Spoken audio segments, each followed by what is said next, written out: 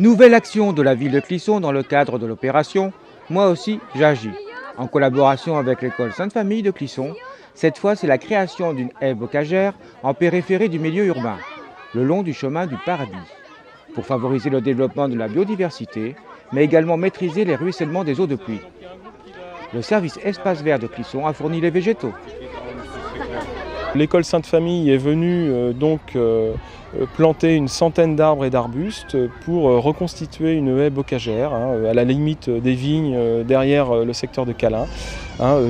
Haie bocagère qui évidemment a un rôle historique puisqu'elle emprunte le chemin de Saint-Jacques de Compostelle, mais également écologique, ce qui a été expliqué aux enfants.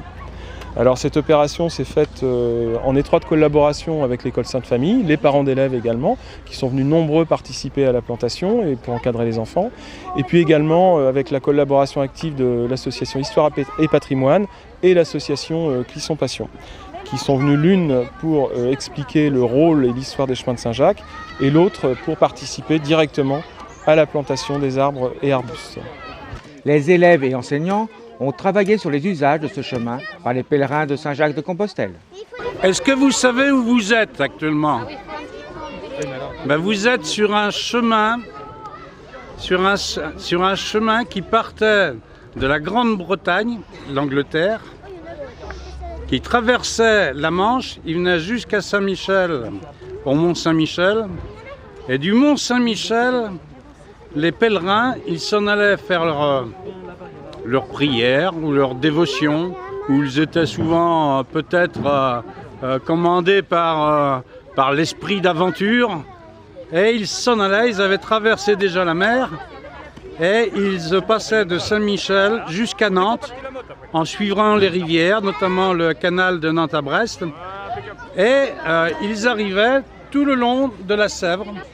Et vous êtes donc sur un chemin qui existe depuis le XIIIe siècle, sur un chemin qui existe depuis maintenant 900 ans.